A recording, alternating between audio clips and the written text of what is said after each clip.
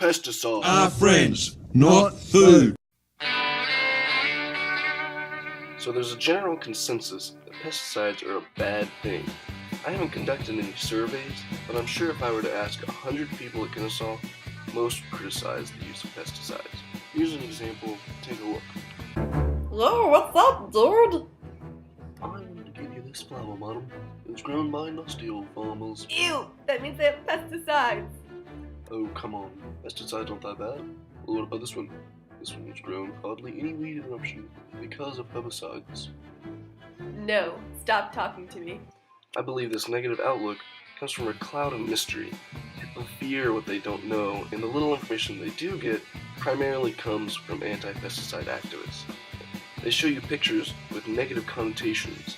They say, this is what will happen when pesticides get on plants. In my paper, I try to debunk these guys' theories and explain that pesticides can be a good thing. The activists say pesticides get into our water supply. Well, our water sources are highly monitored for this by the FDA, USDA, and other researchers. Most of the time, there are no pesticides found, and when they are found, it is in such low quantities they'll have absolutely no effect on organisms. They also link cancer to pesticides with very loose studies.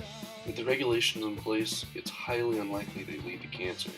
Each pesticide is tested for years before use on crops. They expose rats to the pesticide, and if any tumorous existence is found, it is thrown out.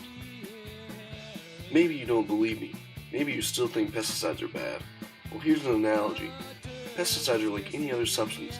If you drink too much beer, it's bad. If you drink the right amount of beer, it can be really good. It's the same thing. If farmers use too much pesticides, then it can be harmful. But if they use an appropriate amount, then pesticides can be extremely beneficial. Alright, that's the end of my project. Hope you learned something. Hope you enjoyed it. Thank you. Thank you very much.